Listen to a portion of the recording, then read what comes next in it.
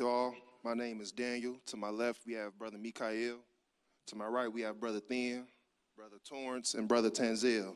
We are all members here at the Israel of God in Riverdale, Illinois.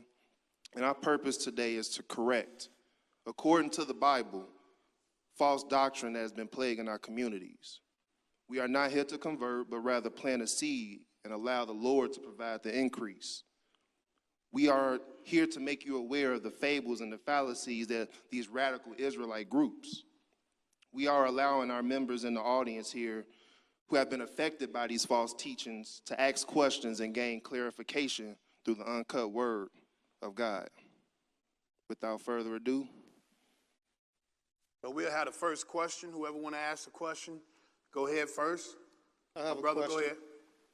I have a question. The Father Kingdom and the Son Kingdom, how many are there? Father Kingdom and Son Kingdom, how many are there? Well, let's go see what the Bible says. Let's go to Revelations, the 20th, because this is some things that they don't teach you, and a lot of people don't know, not even in your Sunday churches. There's two kingdoms that the Bible speaks about. Revelation 20, let's pick up at the first, and we're going to show you the difference between these two kingdoms. Revelations 20, pick it up at verse 4. When you get there, brother, go ahead and read. And I saw thrones, and they sat upon them, and judgment was given unto them. Now it was thrones, and judgment was given to these people. Go ahead and read. And I saw the souls of them that were beheaded for the witness of Jesus and for the word of God. Now we see that it was judgment given to these people, so everybody don't stand in judgment. Judgment is going to be given to certain people. And then you're going to have people that stand in the line that's be judged. Go ahead and read. And which had not worshipped the beast, neither his image, neither had received this mark upon their forehead or in their hands. And they lived and reigned with Christ 1,000 years. Now we got 1,000 years with somebody that's living and reigning with Christ. That's the first thing you got to understand. So in this 1,000 years, whose kingdom is this? Is this the Father's kingdom or the Son's kingdom? Let's go clarify. Let's go to Ezekiel 40. Let's see the kingdom. Let's see how his kingdom is built. We're going to show you a distinction in these kingdoms. And this is even your average person that has been in church all their life do not understand. And they didn't know about. And we're going to reveal this to you. Ezekiel 40, pick it up at verse 1. When you get there, brother, go ahead and read. In the 25th year of our captivity, in the beginning of the year, in the 10th day of the month, in the 14th year after that, the city was smitten. In the selfsame day, the hand of the Lord was upon me. Now, I was just showing you the situation of Israel, and go ahead and read. And brought me thither. In the vision of God brought he me into the land of Israel, and set me upon a very high mountain, by which was at the frame of the city on the south. Now, the Lord took Ezekiel and brought him up on a very high mountain, and he showed him this vision of the future. Go ahead and read. And he brought me thither, and behold, there was a man whose appearance was like the appearance of brass, with a line of flax in his hand, and a measuring reed, and he stood in the gate. And the man said unto me, Son of man, behold, with thine eyes, and hear with thine ears. Go ahead. And set thy heart upon all that I shall show thee. Set your heart and look at what I'm about to show you of this city that I'm about to show you. Go ahead. Or this temple, or this building. Because he got a measuring reed, and he's going to show you something about this. Go ahead and read. For to the intent that I might show them unto thee, art thou brought thither, declare all that thou seest to the house of Israel. Write about all that you see to the house of Israel. So Israel didn't know about this because it was a vision in the future. Go ahead and read. And behold, a wall on the outside of the house round about, and in the man's hand a measuring reed of 6 cubits long. You had a wall round about. Go ahead. And a hand breadth. So he measured the breadth of the building, 1 reed, and the height 1 reed. It was a building. It was 1 reed high, 1 reed in width, and in depth. Go ahead and read. Was that the 5th verse? Yes, sir. Skip down to 37. Go ahead, because you can read a lot of this on your own. We just sticking and moving. Just showing you the two kingdoms. Skip down to verse 37 and continue. And the posts thereof were forward, the upper court, and the palm trees were upon the posts thereof. They had palm trees and it had a court in it. Go ahead. And on that side, and the goings up to it had 8 steps. They had 8 steps going up to this building. Go ahead. And the chambers and the entries thereof were by the posts of the gates, where they washed the burnt offering. And they had burnt offerings. That means people were sinning, so you got to have burnt offerings to offer up. So they had a temple where they burnt offerings in for the sins of the people. Keep that in mind. This is what's in this temple during this 1,000 years of this vision that the Lord is showing Ezekiel in the future. Go ahead and read. And in the porch of the gates were 2 tables on the side, and the 2 tables on that side, to slay thereon the burnt offering and the sin offering. Now they had to burn the burnt offerings and the sin offerings in this place. Go to Ezekiel 41 and pick it up at verse 1. You can read the rest on your own. I'm just showing you this kingdom. Go ahead and read. Afterward, he brought me to the temple and measured the pots, 6 cubits broad on one side And 6 cubits broad on the other side, which was the breadth of the tabernacle. It had a temple also in this building. So he shows you the port, the outside, he measures the breadth, and he's showing you the little intricacies that go on inside of this building. But it also has a temple. Keep that in mind. Okay? Go ahead to verse 2. And the breadth of the door was 10 cubits. And the side of the door were 5 cubits on one side and 5 cubits on the other side. Yep. And he measured the length thereof 40 cubits and the breadth 20 cubits. They had regular doors. Pay attention to that. It just had regular doors on it because everything detailed, because we're going to show you the difference between these two kingdoms, between the Father's kingdom and the Son kingdom. The 1,000 years is the Son kingdom. We're going to show you how his building looked. Go, skip down to verse, was that the end of 2? Yeah. Okay, keep going. Skip down to verse 17. Go ahead. So that above the door, even unto the inner house, and without and by all the walls round about within and without by measure. Go ahead. And it was made with cherubims and palm trees, so that the palm trees was between the cherubim and a cherubim, and every cherub had 2 faces. I just had palm trees and cherubims painted on the walls and all that. Keep that in mind. This is within this temple. Go ahead and read. So that the face of a man was toward the palm tree on the one side, and the face of the young lion toward the palm tree on the other side. Go ahead. It was made throughout all the house round about. Go ahead. From the ground unto above the door were cherubims and palm trees made, and on the walls of the temple. Now you have palm trees and angels in this temple. Looked pretty, beautified, right? I'm just showing you little details. Skip down to verse 24 and keep reading. And the doors had 2 leaves apiece. Now on this doors, the regular wood doors had leaves to open up the doors. Go ahead. 2 turning leaves. Go ahead. 2 leaves for the one door and 2 leaves for the other door. After they opened it up, go ahead and read. And there were made on them and the doors of and on the doors of the temple cherubims and palm trees, go ahead, like as were made upon the walls. And there were thick planks upon the face of the porch without. Go ahead. And there were narrow windows and palm trees on the one narrow side. Windows and palm trees are looking real pretty. Go ahead and read. And on the other side, and on the side of the porch, and upon the side chambers of the house, and the thick planks. So I'm painting you this picture of how this building looked. Skip down to Ezekiel 43rd chapter, and we're going to continue this temple and this building, and pick it up at verse 1. Go ahead. After he brought me to the gates, even the gates that looked towards the east. Go ahead. And behold, the glory of the God of Israel came from the way of the east. Now the God of Israel, that's the Son. He's called the God of Israel. That's the Son.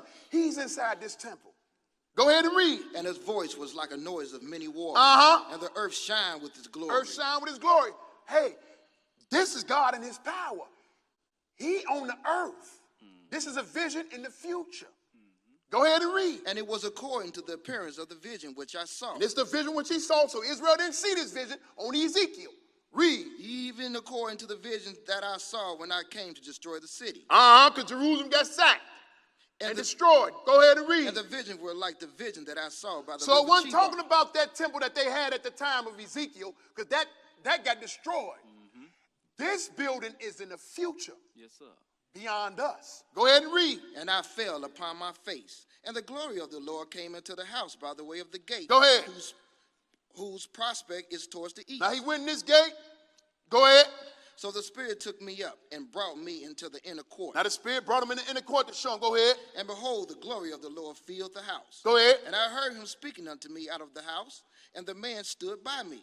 And he said unto me, Son of man, the place of my throne and the place of the soles of my feet, where I would dwell in the midst of the children of Israel forever. So we and know my holy name. that this is future, because he's saying the place of my soul and my feet, hey, and where I shall dwell amongst the children of Israel forever. The Lord is not here, and he ain't dwelt amongst us forever yet. So we know this is future tense of this vision he's showing Ezekiel.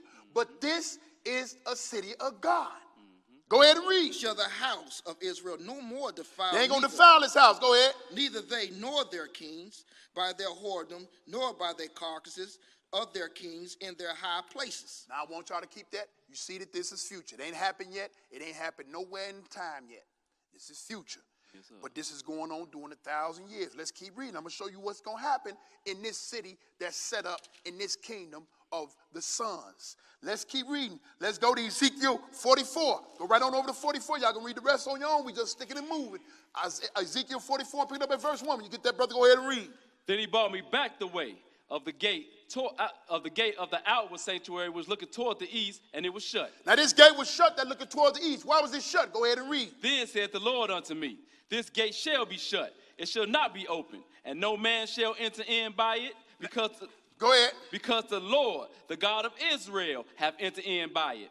Therefore it shall be shut. Now this gate gonna be shut. He don't want no flesh and blood man to walk in after him. Yes, you follow me? So it's spirit beings and flesh and blood beings in this temple. Mm-hmm. Keep that in mind, because I'm showing you the difference between these two type of temples. I mean, these kingdoms and these cities. Mm-hmm. Go ahead and read. 15. Go ahead. Skip down to 15. Go ahead. But the priests, the Levites, the sons of Zadok, they kept the charge of my sanctuary when the children of Israel went astray from me. Go ahead. They shall come near to me to minister unto me, and they shall stand before me to offer unto me the fat and the blood, saith the Lord God. In this kingdom of the Son, we going to have flesh and blood, so people going to still be sinning. So you need Aaron and his sons to be raised back up so they can make sacrifices for this flesh and blood being during this 1,000 years. So we see that it got to have priests to be raised back up. Mm-hmm. Is that, we show, and I'm showing you this for a reason, because when I compare the other city of God, of the Father's kingdom, we're going to see a totally different type of setup. Skip down to 23 and read. Go ahead and read. And they shall teach my people the difference between the holy and the profane. See, you got to teach during this 1,000 years.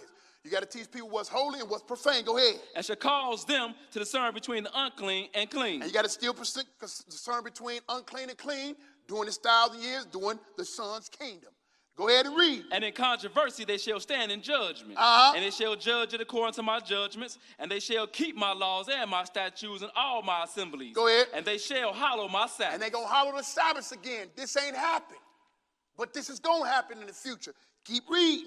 And they shall come at no dead person to defile themselves, but for fathers, or for mothers, or for sons, or for daughters, for brothers, or for sisters that had no husbands, they may defile themselves. See, now you got people that's also, they're going to go forth. You're going to have some people that's kind of defiled, that's going to be able to walk in this temple. But I'm going to show you the difference. In the Son's kingdom, you got people that's flesh and blood that can defile the temple. But not in the Father's kingdom.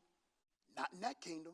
You see what I'm saying? Was that the end of 27? That was end of 25. That was end of 25. Go all the way to 27. And after he is cleansed, they shall reckon unto him 7 days. And in the day that he goeth unto the sanctuary, unto the inner court, to minister in the sanctuary, he shall offer his sin offering, saith the Lord. So we got defiled people coming in. We got people that need cleaned up. We got sacrifices going on. We got a lot of things going on in this temple of God in the future, right? Yes, sir.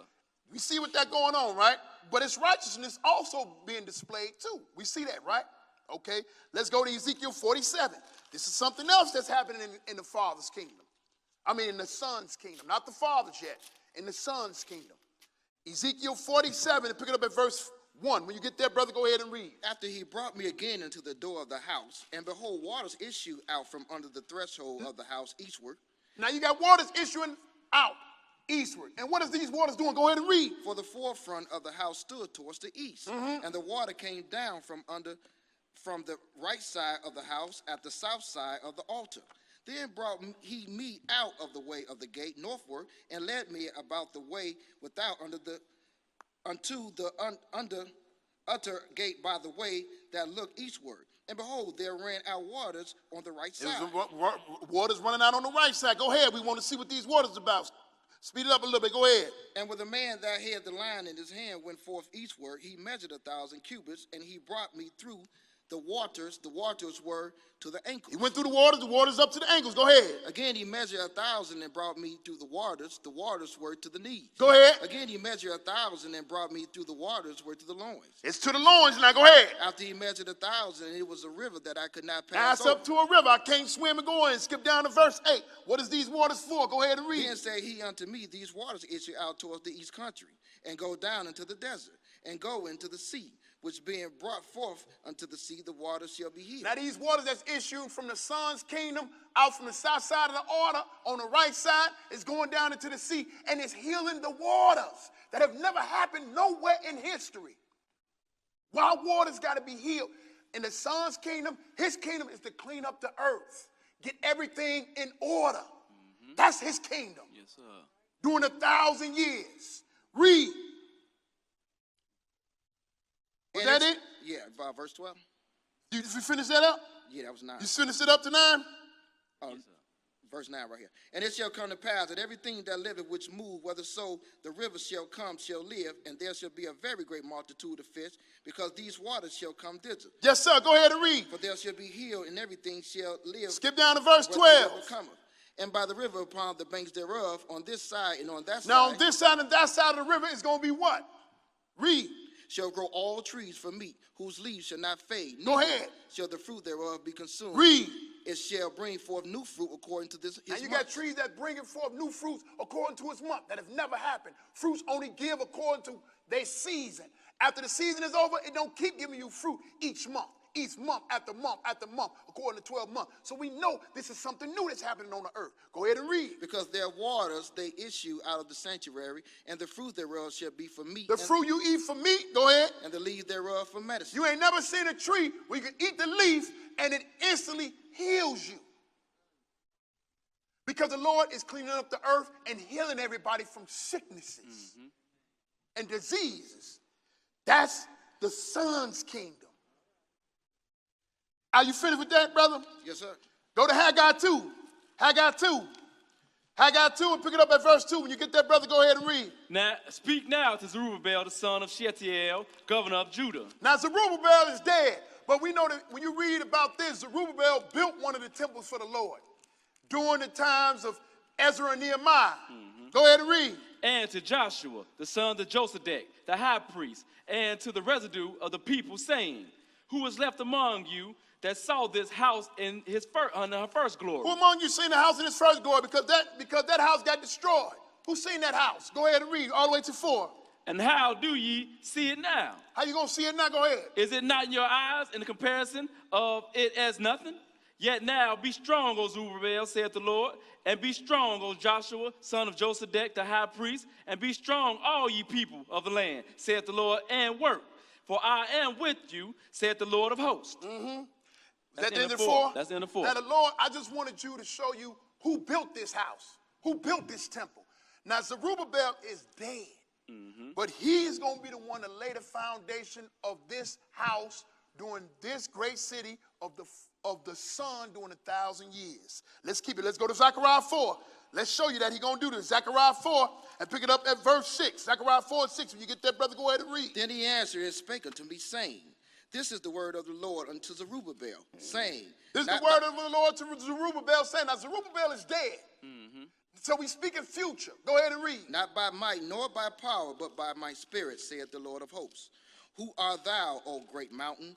Before Zerubbabel thou shalt become a plain. Go ahead. And he shall bring forth the headstone thereof with shouting, crying, grace, grace unto it. What is Zerubbabel going to bring forth the headstone and do? Go ahead and read. Moreover, the word of the Lord came unto me, saying. What did it say to Zechariah? Go ahead.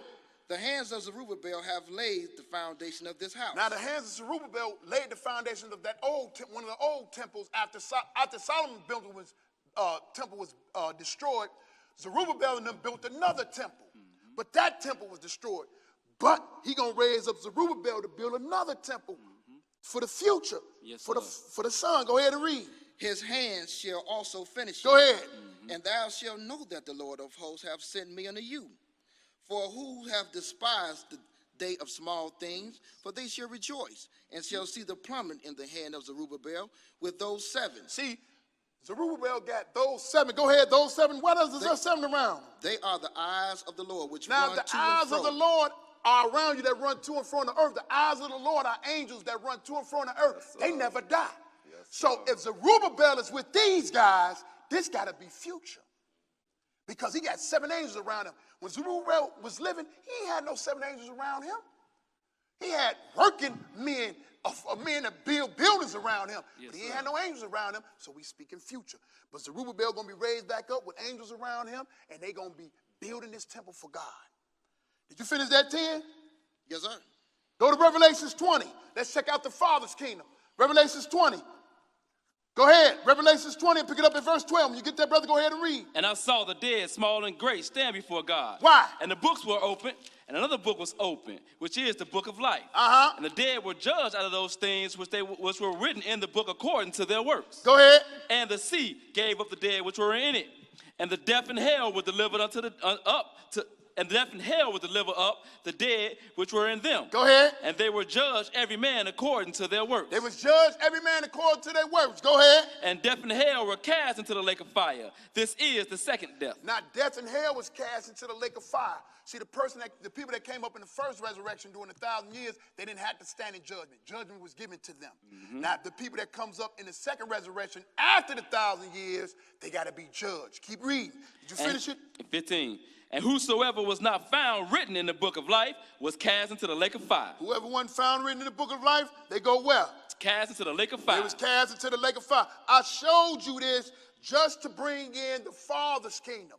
So you had this little point where everybody who going into the fire is in the fire. Death and hell went into the fire. Ain't no more death no more. Whoever's in the fire is in the fire. Whoever's got to get in the kingdom is going to get in the kingdom. Yes. Now let's bring in this kingdom.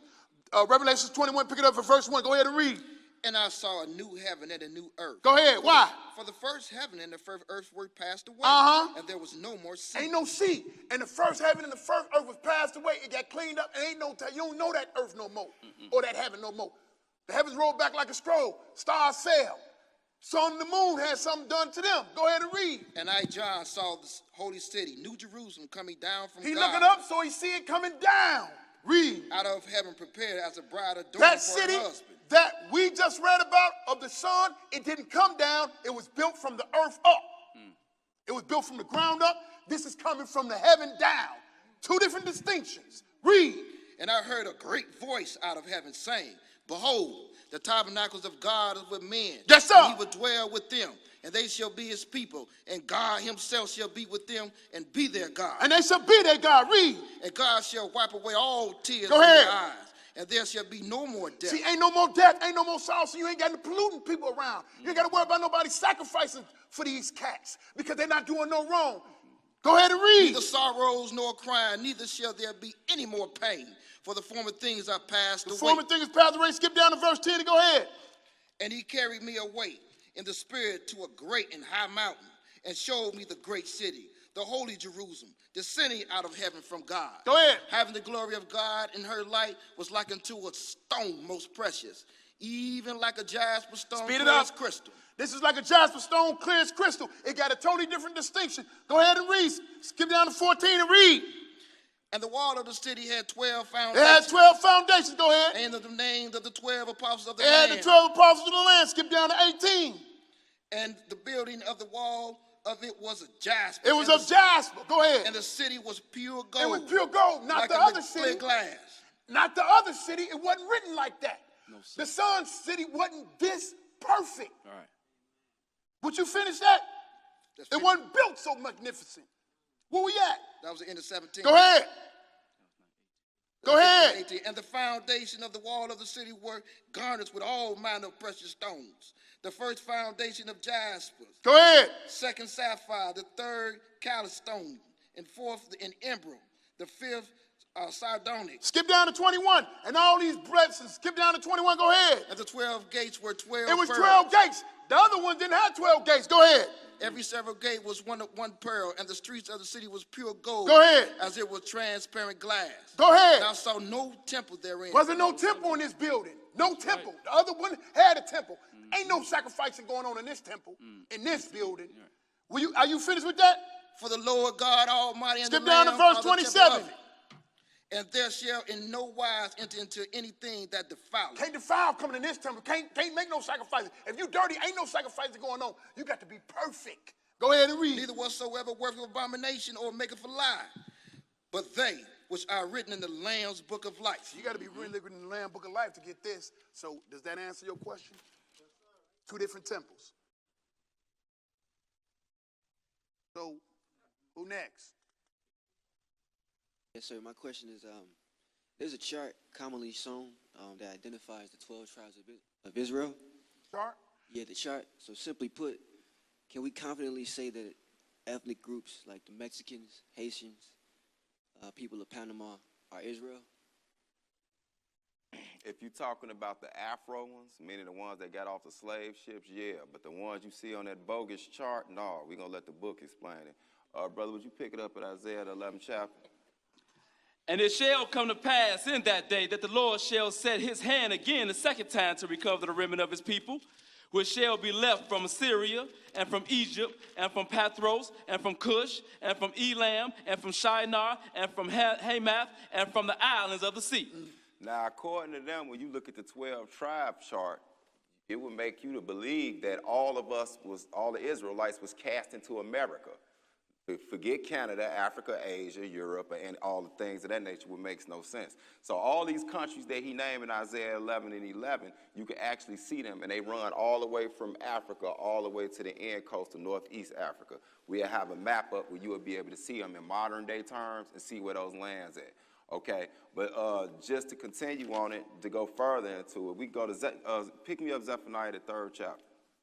Zephaniah 3 and 10. Y'all get a chance. From beyond the rivers of Ethiopia, my suppliants, even the daughters of my dispersed, shall bring my offerings. Now, that's something I want you to pay close attention to. When we read Isaiah, the 11th chapter, for the most part, that 11 through 12 is dealing with, because, you know, the Assyrians came in and took the 9 tribes out. So they was already out the land. When we get to Zephaniah 3 and 10, it's talking about over the rivers of Ethiopia. What's over the rivers of Ethiopia? Right on the other side of it is the west coast of Africa, which is where, you know, most of a large majority of the Israelites went. So here's the issue y'all gonna have. Even though you don't deal with the Apocrypha, they hold it dearly. So the first place they gonna run to, say you walking by minding your business, you're gonna look down and see that chart. They're going to say, hey, brother, did you know this? They're going to pull this out. Go to 2nd Esdras chapter 13. All right, reading from the book of the Apocrypha. Yeah, the Apocrypha. Second Esdras chapter 13. 40 through 45. Verse 40. Those are the 10 tribes which were carried away prisoners out of their own land in the time of Hosea the king, whom Salmanasar, the king of Assyria, led away captive. And he carried them over the waters, and so came they into another land. But they took this counsel among themselves, that they would leave the multitude of the heathens, and go forth into a further country where never mankind dwelt, that they might there keep their statutes, which they never kept in their own land. And they entered into Euphrates by the narrow passages of rivers. For the Most High then showed signs for them, and held still the flood, till they were passed over.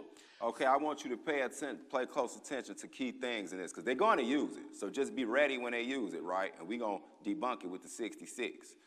First of all, it says that these people went over here to this land. This land is what they call Azrith. They're going to tell you that this is America.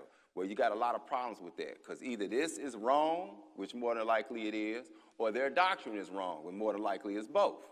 Now, see, one thing it said in here, it said that they made a pact, and they said they're going to keep the laws in a land that is not theirs. So they're going to tell you, see, the Latinos came over here before the slave boats, therefore the Native Americans and all of that are Israelites. We're going to see if it's a problem with that. Go to Deuteronomy, the 32nd chapter, and let's see concerning like Judah and things of those natures. Because when you look at that chart, it says North American Negro, and it says it's Judah. But let's see what the book says.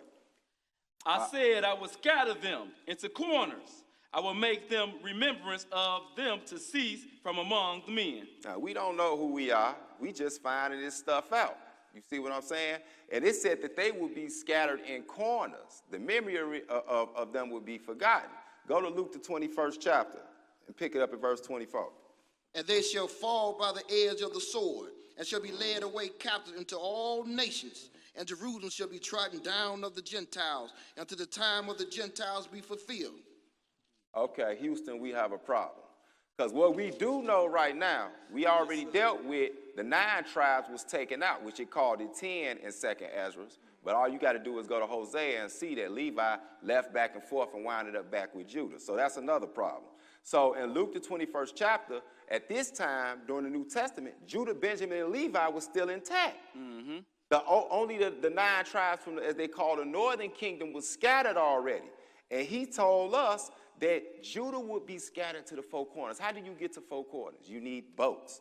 You can't walk all the way over here to America and all those type of spots. So it's just a lot of problems with this. So we're going to examine this one more time. Go back, and I want you to focus on this one verse. 2 Esdras 13 and 42, Torrance. Go right back to it. Pay close attention, y'all. That they might there keep their statutes, which they never kept in their own land. Now, we got a problem with that. They'll tell you the Native Americans, like the Mayans, the Incas, and the Aztecs, was Israelites. Right. But in this book, it say they went there so they could keep the laws that they didn't keep in the land. If you go look up right now in Google, the Mayans and the Aztecs, it's common practice that they tattooed their faces, for one. They put plates in their lip, like Hamites, and in their ears, for two. That's a direct violation of this. Go to Leviticus 19 and 28. You shall not make any cutting in your flesh for the dead. What? Keep going. Nor print any marks upon you. I am the Lord. So either they didn't keep that pact, or they straight out lying, and those people that's over there are not Israelites in the first place. Yes, sir. Also, another key to focus on is that they would go to a place called Asher where no man dwelled at. Well, if these people got tattoos on their face, that means they're not Israelites, because they wasn't used to the custom. So now you got two different groups of people here. I thought wasn't nobody there when you got there. It's all messed up, bro. It's the spirit of confusion. If you want to find somewhere where people was at that kept the customs, you look at the Ibu tribe, the Shanti tribe, the Lemba tribe, the Falashas of Ethiopia, all these people, and guess where they at? They're in West Africa. They keep 8th-day circumcision. They know about the Sabbath. They even keep dietary laws, and their women go somewhere during their menstrual system. So it sounds like they're looking in the wrong spot. So go back to Isaiah, the 11th chapter, and pick it up at verse 13. The envy also of Ephraim shall depart, and the adversaries of Judah shall be cut off. Ephraim shall not envy Judah, and Judah shall not vex Ephraim. But, now, go ahead. But they shall fly upon the shoulders of the Philistines towards the west. They shall spoil them of the east together. They shall lay their hands upon Edom and Moab, and the children of Ammon shall obey them. Pay close attention. So if you want to know where Judah at, meaning Judah, Benjamin, and Levi, which is the kingdom of Judah, and you want to know for the majority, because we're all over the world, Ephraim is, Isaiah 11 explained it, and it takes you all through that coast of Africa. And then when you talk about Judah, Judah was sent on boats. So it says that they would vex each other and they would have bad feelings towards each other. When I go on Facebook and I look and I'm talking to Ebus from Africa, the first thing they bring up is, why do y'all have a chart and we not on there? That's vexing them. That's Judah and Ephraim having a beef over whether you are African or American and all that type of stuff. Not no Panamanian getting into it with a Mexican. So watch this. We're going to end it with this and keep it real smooth. Also, at the end, I want y'all to focus on, it said that they're going to put hands on Edom and Ammon on that journey. Where's Edom and Ammon at in America? The capital of Ammon is the capital of Georgia, which is right over there by the land of Israel. That is called Ammon. But that's another story. Go to Acts the 2nd chapter. We can end it with this. Pick it up at verse 1, beloved. And when the day of Pentecost was fully come, they were all with one accord in one place. And suddenly there came a sound from heaven and as a rushing mighty wind, and it filled all the house where they were sitting. And there appeared unto them cloven tongues like a fire, and it set upon each of them. And they were all filled with the Holy Ghost, and began to speak up with other tongues, as the Spirit gave them utterance. And there were dwelling at Jerusalem Jews, devout men of every nation under heaven. Now, when this was noised abroad, the multitude came together and were confounded, because that every man heard them speak in their own language. And they were all amazed and marveled, saying one to another, Behold, are not all these which speak Galileans? And how hear we every man in our own tongue wherein we were born?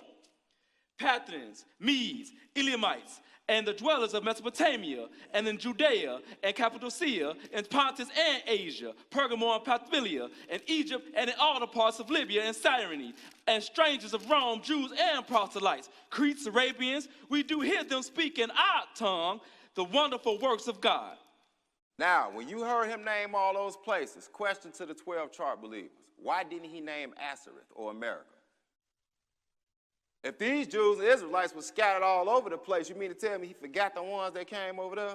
Right. It's a bunch of folly. If y'all want to know where the real 12 tribes accurate chart at, it's in heaven with the book of life and all that other type of stuff. He'll reveal that when we go get our inheritance. With that, I say shalom, grace, and peace. So, hey, we're going to keep it moving. Who next? Kind of sort of a two-in-one. is regeneration and resurrection? Okay, resurrection and regeneration. Regeneration means to be regenerated.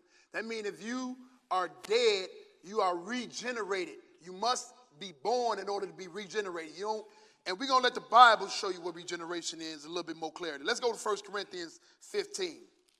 1 Corinthians 15, and pick it up at verse 12. 1 Corinthians 15 and verse 12. You get that, brother? Go ahead and read. Now, if Christ be preached that he rose from the dead, how say some among you that there is no resurrection of the dead? Now, if Christ be preached that he rose from the dead, how y'all say it ain't no resurrection of the dead? Then why are we dealing with the Bible? We dealing with dead folks. Mm-hmm. If he ain't rise, he must still be dead. Why are you even dealing with him? Yes, sir. Go ahead and read. But if there be no resurrection of the dead, then is Christ not risen? And if Christ be not risen, then is our preaching vain, and your faith is also vain? Yeah, and we are found false witnesses. And your preaching. So if there's no resurrection of the dead, Christ is not risen. If Christ be not risen, is our preaching in vain, and your faith is in vain. If Christ is not risen, we shouldn't even be up here even addressing this issue.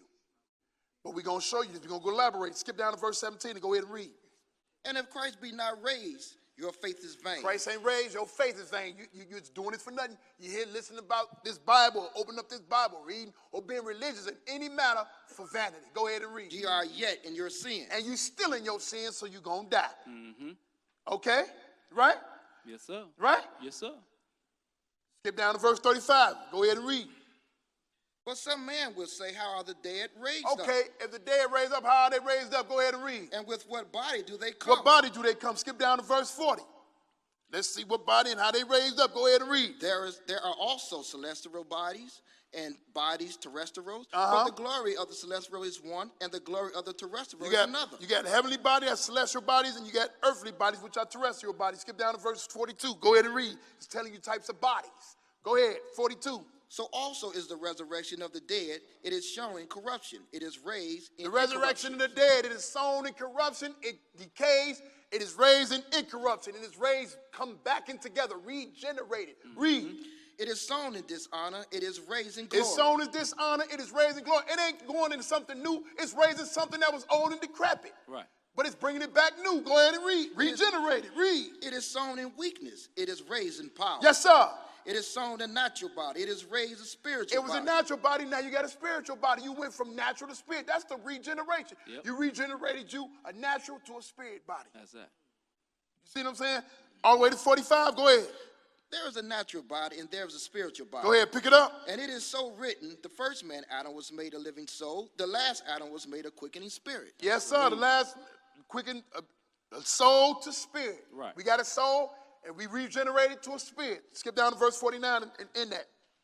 And as we have borne the image of the earthly. We born the image of the earthly. I was born with an earthly body. Go ahead. We also bear the image of the heavenly. You're going to bear or be regenerated to a heavenly body. Yes, sir, brother.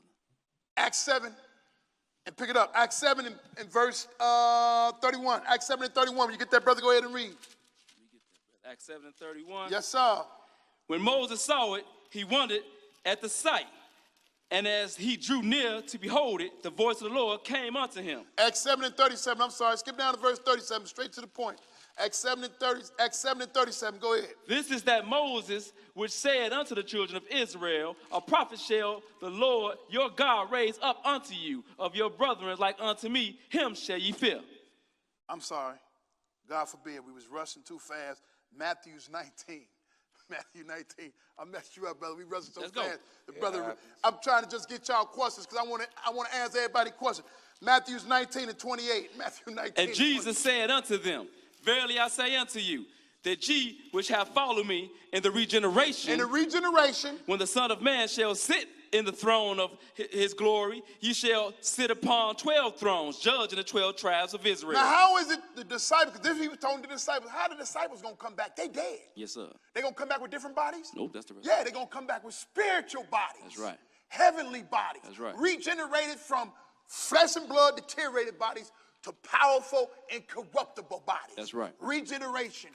Resurrected. Mm-hmm. Let's go ahead. One last page. Say Matthew 17 and pick it up verse 1. Say Matthew 17 and verse 1. When you get that, brother, go ahead and read. And after 6 days, Jesus taking Peter, James, and John, his brother, and bringing them up into a high mountain apart, and was transfigured before them, and his face did shine as the sun. See? And Jesus, when he transfigured himself, he still looked like Jesus. Mm-hmm. He just had a different look, a different body. Go ahead and read. And his raiment was white as the light. He had white raiment. Go ahead. And behold, there speak it up, spit it up. There appeared unto him Moses and Elias talking with him. Moses and Elias was talking with him. Go ahead. Then answered Peter and said unto Jesus, Lord, it is good for us to be here. If thou wilt, let us make here 3 tabernacles, one for thee and one for Moses. How did they recognize Moses and Elijah? Moses and Elijah was way dead, way before the disciples came on the scene. Yes, sir. But they still look the same. Whatever body you was born with, that's the body you're going to have forever. Mm-hmm. You're going to still look the same. You're just going to have a better body. But you still going to look the same. Did you finish that? All the way to now. Hurry up. While he yet spoke, behold, a bright cloud overshadowed them. Now that was the end of that. I just wanted to show you that you regenerated with the same body. You ain't going to look no different. You ain't going to take on no another body.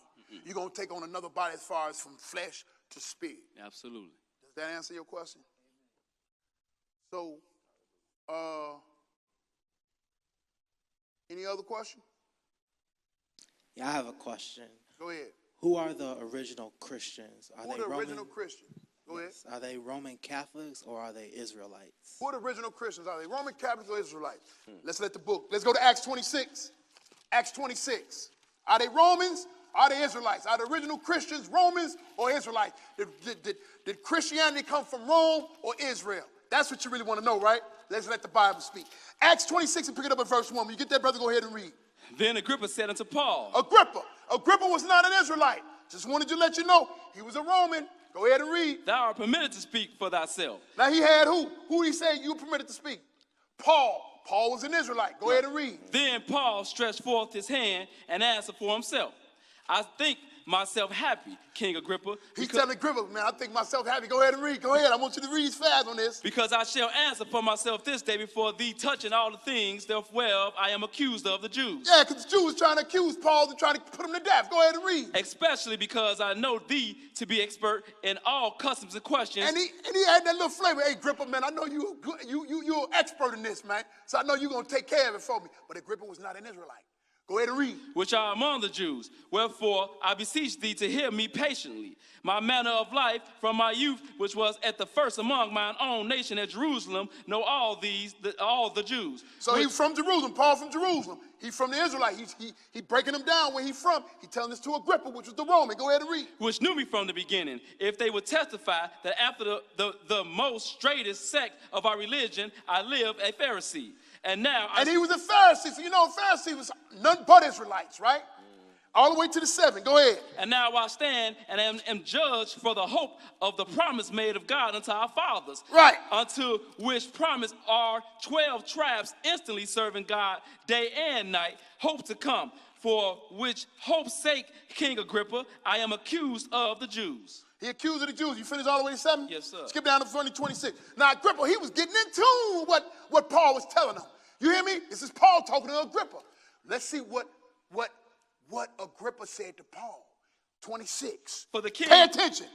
For the king knoweth of these things, before whom also I speak freely, for I am persuaded that none of these things are hidden from him, from this thing was not done in a corner. See this thing that they trying to do to me, King Agrippa, this one hid in the corner, you know all about this stuff. Go ahead and read. King Agrippa, believest thou the prophets? King Agrippa, you believe the prophets? This is what Paul is asking. King Agrippa, you believe the prophets? Read. I know that thou believest. I know you believe. Why? Read. Then King Agrippa said unto Paul. And King Agrippa said what to Paul? This Roman, which was not an Israelite, said to Paul what?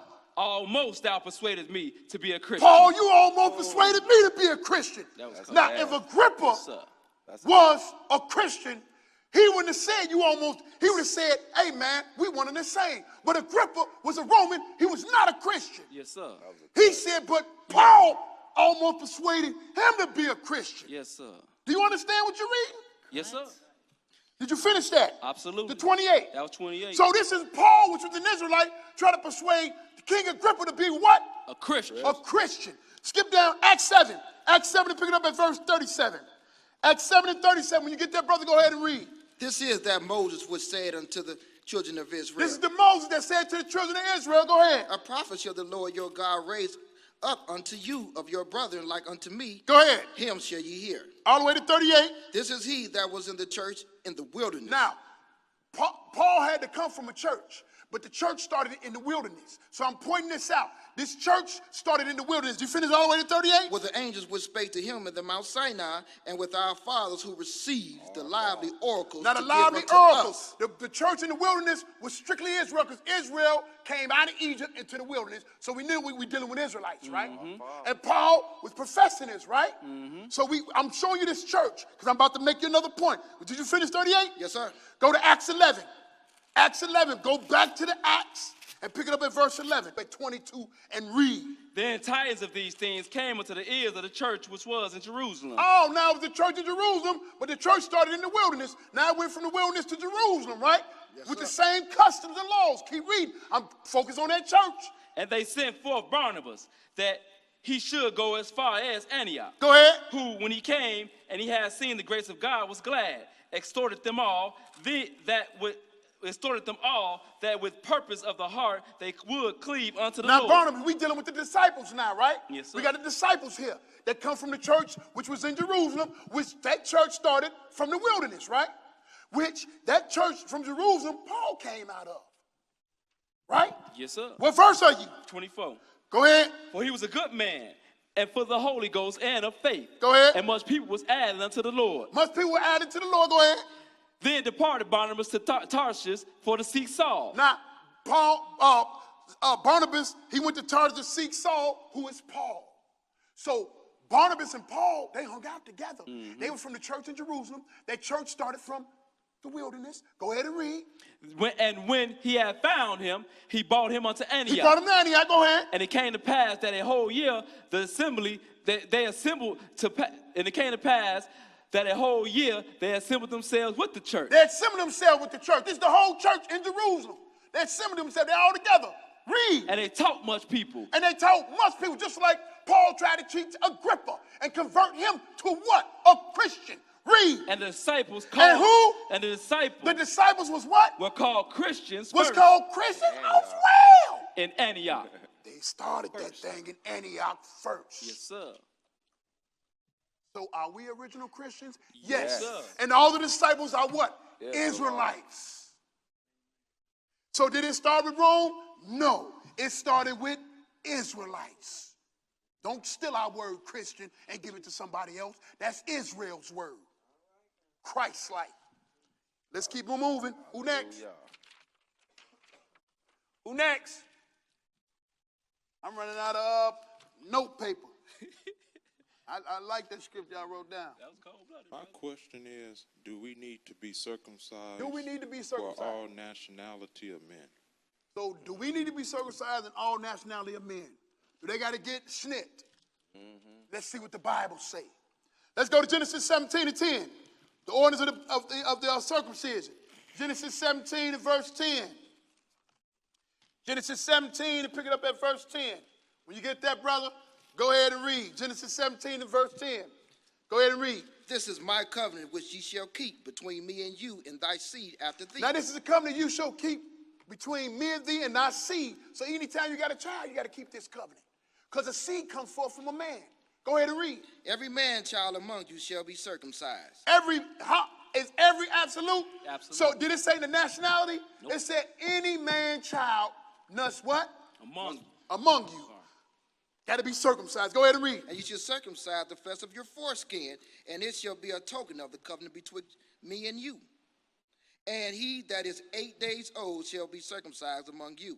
Every man child in your generation, he that is born in the house or bought with money, or any stranger which is not of thy seed. He that is bought with money, born in the house, or any stranger, any nationality, must be circumcised. All the way to 14, to go ahead and read. He that is born in thy house and he that is bought with thy money must needs be circumcised. Yes, and my covenant shall be in your flesh for an everlasting covenant. See, this is an everlasting covenant. This covenant don't never cease. It's everlasting, and it must be in your flesh. This is where you can cut into your flesh and take their foreskin off for an 8-day-old child. And I'm going to show you, not just 8 days, if you find out the truth and you're not circumcised, however old you are, you're supposed to get circumcised because it's an everlasting covenant and it must be in your flesh. Go ahead and read.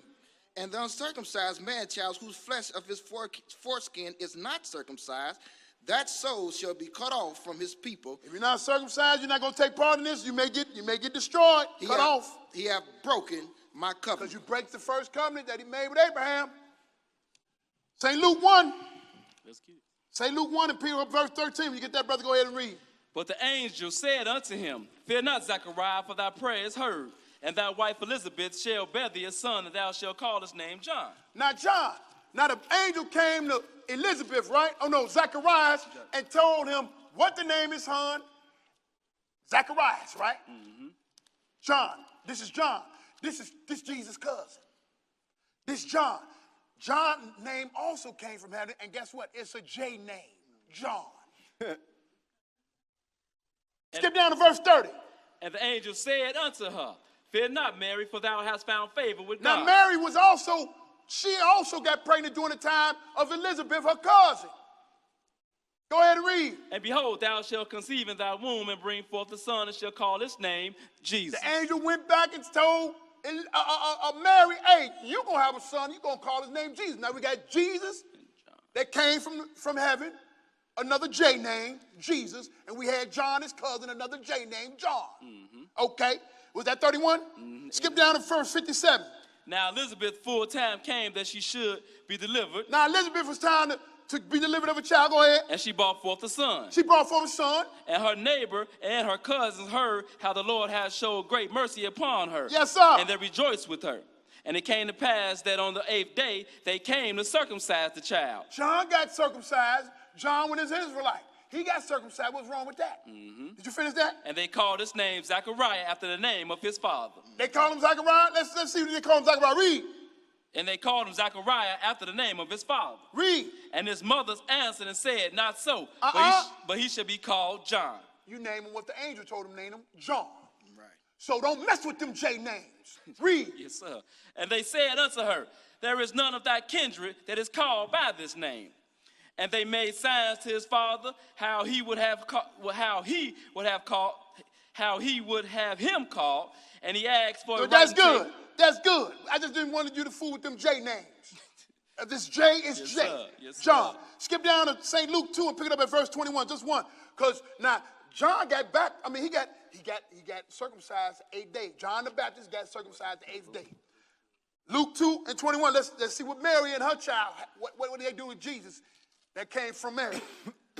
Luke 2 through 21. Because Jesus came through Mary. So let's see what happened to Jesus. Luke 2 and 21. When you get that, brother, go ahead and read. And when 8 days were accomplished. What happened? For the circumcising of the child, his name was called Jesus. So Jesus was circumcised the 8th day. So you're going to mean to tell me you got a problem with getting snipped? Uh-oh. Jesus and John in the New Testament got circumcised. If you're a Christian and trying to be Christ-like, you must be circumcised. Absolutely. John 7, and pick it up at verse 23. John 7 and 23. When you get that, brother, go ahead and read. If a man on the Sabbath day receives circumcision, that the law of Moses should not be broken. Now this is brief. This is Jesus talking. Hey, the man on the Sabbath day, hey, if they got to circumcise him on the Sabbath day, you can't break the law. You gotta circumcise him. Finish that to 23. And ye are angry at me because I have made a man whole, every withhold on the Sabbath day? Now, did Jesus condemn circumcision? No. He say if the child got to be circumcised, you got to circumcise him even if it's on the Sabbath day. Mm-hmm. You follow me? If they fall on the Sabbath, cut them up. Yeah. Mm-hmm. Circumcise them. Yes, sir. That Jesus kick against circumcision? Nope. No. I just wanted to show that point. Let's keep it moving. Philippians 3 and 5. Philippians 3 and 5. Go ahead and read. Circumcised the 8th day of the stock of Israel of the tribe of Benjamin, a Hebrew of the Hebrews. This is a Hebrew of the Hebrews. You gonna try to tell me I don't have to be circumcised? I'm circumcised the 8th day. I'm a Hebrew of the Hebrews. I'm the top Hebrew dog. As touching the law of Pharisees. And I'm a Pharisee. I keep that law. Did you finish that? Yes, sir. Who is that reading? Who is that saying that? That's Paul. Paul, man, that Paul bad boy. Mm-hmm. Y'all don't play with him. Galatians 2 and 3. When you get there, go ahead. Because they said, do strangers got to be circumcised? Titus, Galatians 2 and 3. But neither Philippians.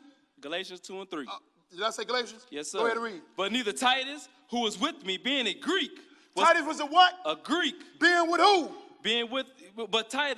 But neither Titus, who was with me being a Greek, was compelled to be circumcised. Hey, Paul had to circumcise this dude. Titus was a Greek, but he compelled him and they circumcised him. Yes, sir. If you're going to roll with Jesus, you got to get circumcised. A couple of more places we done. Acts 16:3. When you get that, brother, go ahead and read. Him will Paul have to go forth with him, and took and circumcised him because of the Jews which were in those quarters. For they knew all that the fathers was a Greek. They knew that this father of Timothy, he was a Greek. His father was a Greek. But they still circumcised him because Gentiles got to be circumcised too. Yes, sir. Exodus 12:48. And when a stranger shall sojourn with thee, and will keep the Passover of the Lord, let all his males be circumcised. And then let him come near and keep it. And he shall be as one that is born in the land. For no uncircumcised person shall eat thereof. Hey, if you got to take the Passover, which you must do, all the males, whether they're strange or not, got to be circumcised. One last place, Ezekiel 44 and verse 9. Go ahead. Thus saith the Lord God, no stranger uncircumcised in heart, nor uncircumcised in flesh, shall enter into my sanctuary of any stranger that is among the children of Israel. Y'all read one law for all. Exodus 12th chapter, verse 49. One law shall be to him that is homeborn, and unto the stranger that sojourneth among That's what I wanted to hear. One law for everybody. Circumcise your sons. Does that answer your question?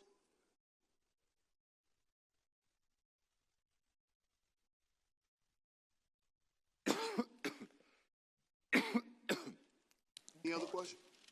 Yes, I have a question. Can we have multiple wives? Can you have multiple wives? Can a man have more than one wife? Let's go see what the book say. Deuteronomy 17:17.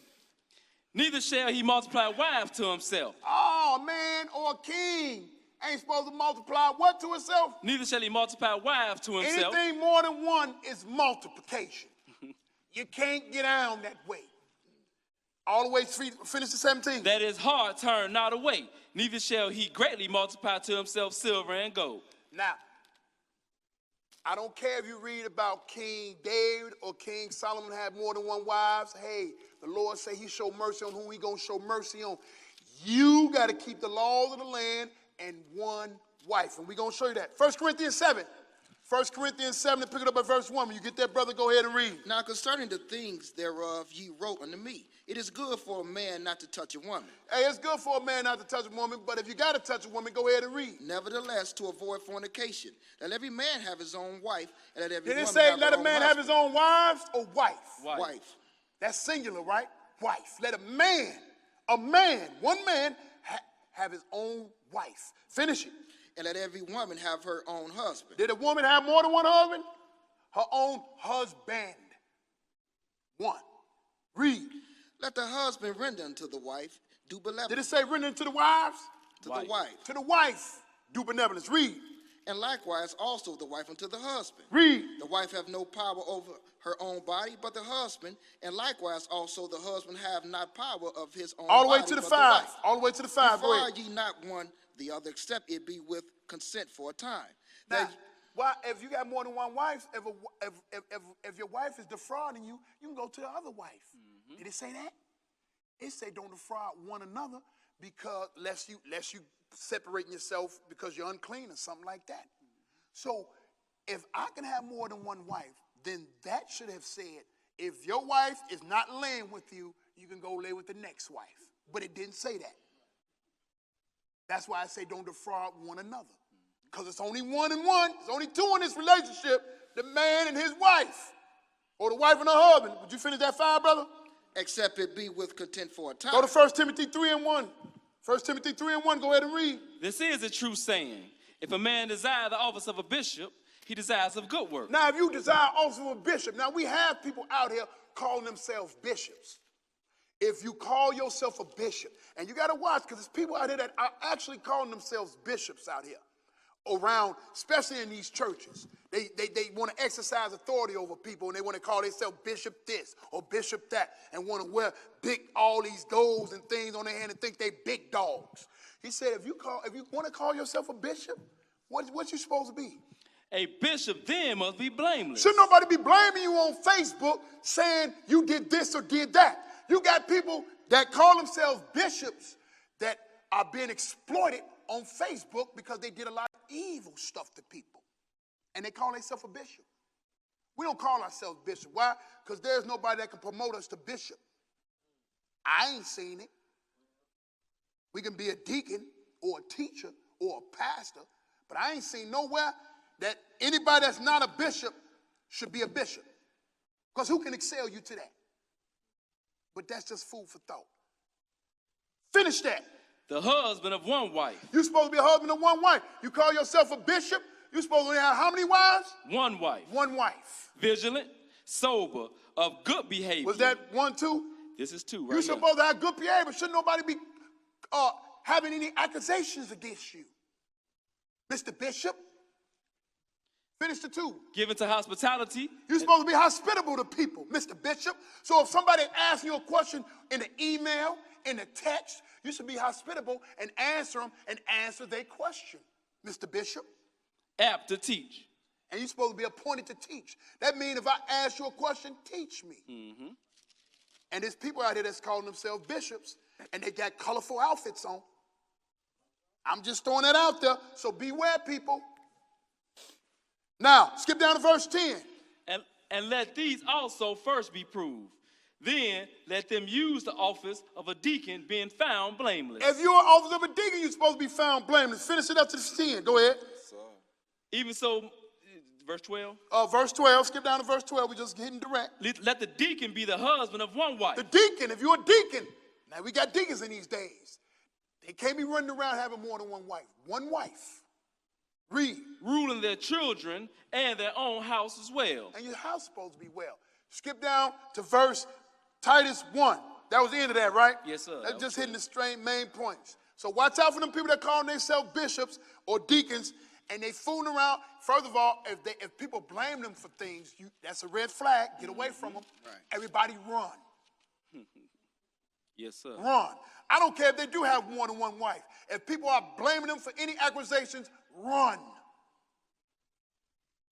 Titus 1 and pick it up at verse 6. Go ahead and read. If any be blameless, let the husband of one wife, having faithful children, not accused of riot or If any be unruly. blameless, let them be a husband of what? One wife. One wife. We keep seeing one. Adam had one wife. Go ahead and read. Having faithful children, not accused of riot or unruly. Was that the end of 6? Yes. Just one verse. Romans 13. Come on, we got to finish it. Romans 13 and pick it up at verse 1. Romans 13 and 1. We keep seeing one wife. I ain't seen 2 wives at all. Romans 13 and pick it up at verse 1. Let every soul be subject unto the higher power. You got to be subject to the higher powers. Over here, our higher powers is the United States and whatever that government is put forth. Read. For there is no power but of God. And God gave him that power. Read. The powers that be are ordained of God. But the powers that they have, the Lord ordained it to them.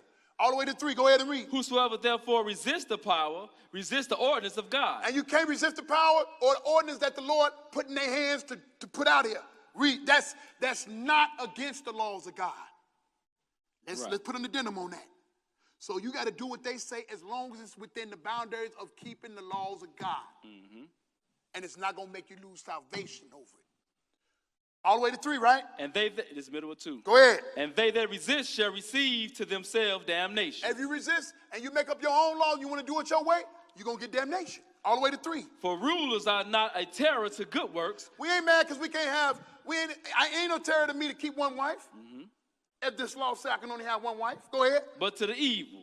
Wilt thou then not be afraid of the power? Do that which is good, and thou shalt have praise of the same. Skip down to verse 5 and go ahead and read. I just wanted to show you that you got to keep the ordinance of whatever land you in. Go ahead and read. Wherefore we must need be subject, not only for wrath, but also for conscience. Go ahead.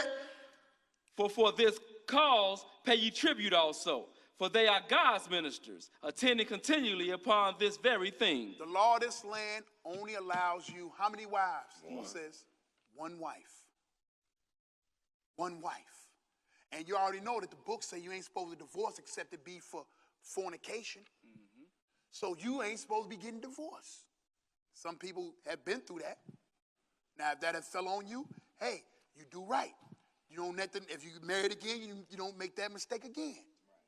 You know, because situations do happen. All the way to 7. Render therefore to all their dues, tribute to whom tribute is due, custom to whom custom is due. The custom over here is one wife. Keep the custom. You can't have multiple wives over here. Period. And we've been reading all through the book, one wife, one wife, one wife, one wife, one wife. Finish at 7. Fear to whom fear, honor to whom honor. Owe no man anything but to love one another. For he that loveth another hath fulfilled the law. And that's all about. You want to keep the law? Keep the law of the land. Yes, sir. Keep the Lord's law and the law of the land. The law of the land, you can't have more than one wife. Period. Or it's polygamy. Is that it? And you're adulterer, warmonger, whatever else the Lord say. Right. Who we at? Is that it? That's the end of that. Okay, anybody else? Yes, I have a question. You read in the scripture where the Lord said it's okay to circumcise on the Sabbath day. My question would be, what are the laws of the Sabbath day? What's the laws of the Sabbath day? What can we do on the Sabbath day? A lot of people like to do a lot of foolishness on the Sabbath day. Let's see what the Sabbath is about. Let's go to Exodus. Exodus 35. Exodus 35, brother. Pick it up at verse 1. Exodus 35 and 1. Let's see about the laws of the Sabbath day. Go ahead and read. And Moses gathered all the congregation of the children of Israel together, and said unto them, These are the words which the Lord hath commanded that ye should do them. 6 days shall work be done. You got 6 days to do your work. Go ahead. But on the 7th day there shall be to you an holy day. Go ahead. Sabbath of rest. All the way to the 3rd. Go ahead. Whosoever doeth work therein shall be put to death. Ye shall kindle no fire throughout your habitation upon the Sabbath day. On the 7th day, you're supposed to rest, holy convocation, no work, and you ain't supposed to do what? Don't kindle what? You shall kindle no fire. So ain't no cooking going on because ain't no kindling of the fire. No smoking because you got to fire the cigarette up. So that eliminates cooking and smoking. Now, I'm not telling you if you got to work on the Sabbath day because you got a job. You do what you got to do. The Sabbath was made for man and man for the Sabbath. But if you don't have to do it, you don't do it. Yes, sir. Was that the end of 3? Yep. Isaiah 58 and 13. Go ahead and read. If thou turn away thy foot from the Sabbath, from doing thy own pleasure, on my holy day. You got to turn. You ain't supposed to do your pleasures on the Lord's day.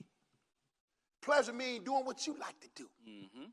Was that the end of that 13? And middle of 13. And call the Sabbath a delight, the holy of the Lord, honorable, and shall honor him, not doing thine own ways, nor finding thy own pleasures. Don't do your own ways, what you usually do from Monday for 6 days in a week, or your own pleasures. One thing about pleasure is also intimacy. Mm-hmm. That's also, we can't show you everything in one, but laying with your spouse is pleasures. Yep, sir. Because if you're not doing it for a baby, you're doing it for pleasurable reasons. That's a word. That's your own pleasures. Nor speak thy own words. And keep your conversation spiritual. I know that can be hard, but you ain't supposed to be even having your own conversation about basketball, football, where you're going, what you're about to do. What you're not supposed to be about God. It's about the Lord, right? I'm just giving you what the Sabbath is about. Yes, sir. Is that the end of that? Yes, sir. Let's go to Leviticus 23 and pick it up at verse 1. When you get that, brother, go ahead and read. And the Lord spake unto Moses, saying, What he speaking, say? Speak to the children of Israel, and say unto them, concerning the feasts of the Lord, go ahead, which ye shall proclaim to be a holy convocation, even these are my feasts. 6 days shall work be done, but the 7th day is the Sabbath of rest, a holy convocation. All the way to the 3. And you shall do no work therein. No work?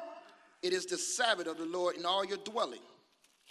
So we got no work, we got pleasure, we got speaking your own words, right? Mm-hmm. Last one, Nehemiah 10 and 31. Nehemiah 10 and 31. The Lord just wants you to shut down and relax. Yes, sir. Nehemiah 10 and 31. When you get that, brother, go ahead and read. And if the people of the land bring well or any victuals on the Sabbath day to sell, that we would not buy it on them, but we not buy it on them on the Sabbath day. We should not buy it of them on the Sabbath day. If they bring anything for you to buy, that means what can you buy on the Sabbath day that is sold in your communities? Because all the stores ain't owned by no black folks. So all of the merchants are around you in your community selling to you. Even on the Sabbath day. Are you supposed to go back to them? Nope. No. Read that again. And if the people of the land bring People of the land, what land are we in? United States, right here in Illinois. Go ahead. bring well or any victual on the Sabbath day to sell, that we would not buy it of them on the Sabbath or on the holy day, and that we will leave the seventh year and the exaction of every debt. So on the Sabbath or on any holy days that the Lord deemed, you ain't supposed to be buying and selling. That's right. Those are the laws of the Sabbath day. That is it? I have a question. Is the Apocrypha legit to read? Is the Apocrypha legit to read? Yeah, legit to read. Oh man, the Apocrypha got a lot of holes in it. It's all over the place. It's full of foolishness. And you got these brothers running around thinking it's legit. They can't even get this Bible straight. And they want to tell you about this and that and the other. See, what we do is we go to other books to make excuses because we don't want to read what thus said the Lord. But we're going to see. Apocrypha, see, the Apocrypha got a lot of folly in it. You know what I'm saying? Go to 1 Esdras 1 and 19. Because 1 Esdras 1 and 19 is some foolishness that says. I'm going to give you a quick reference. Go ahead. Go ahead. So the children of Israel, which were present, held the Passover at that time and the feast of sweet bread 7 days. Now, they held wait, read that again. So the children of Israel were present that time of the Passover. So the children of Israel, which were present, held the Passover at that time and the feast of sweet bread 7 days. Now, after the Passover, what you doing holding something that tastes sweet in the bread for 7 days? I never read a feast of sweet bread in the scriptures. Not the book. Let's show you what the children of Israel kept after the Passover. Leviticus 23, 4 through 6. Because in Ezra, this is the Apocrypha. The Apocrypha we just read that after the Passover, you keep this feast of sweet bread. No, you want some sweet foolishness. Leviticus 23 and verse 4. Sweet like bed meat, that's where they get it from. Leviticus 23 and 4. Go ahead. These are the feasts of the Lord, even holy convocations, which ye shall proclaim in their seasons. Yep. And the 14th day of the first month at even is the Lord Passover. The Lord's what? Passover. Now this is on the 14th day.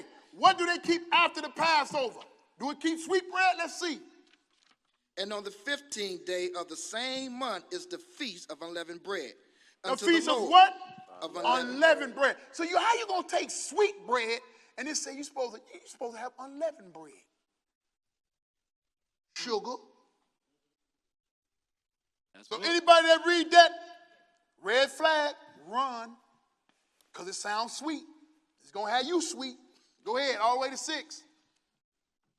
Until the Lord, 7 days ye must eat unleavened bread. So the Bible say, keep the feast of unleavened bread. Did we read anything about this, the feast of sweet bread? Not one time. So that's one red flag in that Apocrypha foolishness. Let's go back to the Apocalypse. 2 Ezra 3 and 4. Because in 2 Ezra 3 and 4, it said Adam had a body with no soul. Go ahead and read that, man. O Lord, who bears rule? Thou spakest at the beginning, when thou didst plant the earth, and that thyself alone, and commandest the people, and gave us a body unto Adam without soul. Now, Adam had a body without a soul. That sounds like some foolishness. Let's go to Genesis 2. Pick it up at verse 7. I'm showing you the folly that's in this Apocrypha foolishness. Apocalypse. Because it's going to kill you. You want me to finish that? Finish it. No, because he says Adam was born with a body without a soul. That's all I wanted to show you. Okay. I'm going to show you what the Bible say Adam was born with. Genesis 2 and 7. Genesis 2 and 7. Go ahead and read. And the Lord God formed man of the dust of the ground and breathed into his nostrils. Who was the first man that was created? Adam. From the dust of the ground, breathing his nostrils. Go ahead. The breath of life. And man became a living soul. Adam was made with a what? Adam was made with a what? A soul. Dust of the ground and became a living soul. A living soul. But we read in the Apocalypse, though, he was made with no soul. He was made with no soul. The Apocrypha said he was with no soul. That's right. But the Bible said he was made a living soul. So you living with a soul, but the Apocrypha say you made without a soul. Adam is the soul. So how you going to take the soul? If you take the soul away from him, he going to be, what's that? A dead soul, right? It's some foolishness. See, it's confusion, people. That's what it is. Let's go to another confused place. Let's go to Tobit. Two-bit. I'm going to say two-bit. T-O-B-I-T. Two-bit. I ain't going to say two-bit in the Apocrypha. Go to Tobit 6, 1 through the 4, 16 through the 17. Because in Tobit, it says, And as they went on their journey, they came in the evening to the river Tigris, and they lodged there. And when the young man went down to wash himself, a fish leaped out of the river and would have devoured him. Then the angel said unto him, Take the fish. And the young man laid hold on the fish and drew it to land. To whom the angel said, Open the fish and take the heart and the liver and the gall. Did you read said 1 through 4. Go ahead. This is 4. And to whom the angel said, Open the fish and take the heart and the liver and the gall and put them up safely. Skip down to verse 16. Yeah. And when thou shalt come into the marriage chamber, thou shalt take the ashes of perfume and shalt lay upon them some of the heart and the liver of the fish, and shall make a smoke with it. And the devil shall smell it and flee away and never come again anymore. Now, this is the last place I'm going to show you. That sounds like some straight up nonsense. Smoke, so fish smoke is going to make the devil flee away. Fish smoke, right? That's what I wanted to show y'all. Fish smoke. Go to James 4 and 7. This is the last place. James 4 and 7. James, the 4th chapter, pick it up at verse 7. This is how you make Satan flee away. Go ahead. Smoke fish, huh? Smoke, fish smoke. Fish gut smoke. Fish gut smoke. James 4, pick it up at verse 7, man. Submit yourself, therefore, to God, and resist the devil, and he will flee from you. All you got to do is resist what? The devil.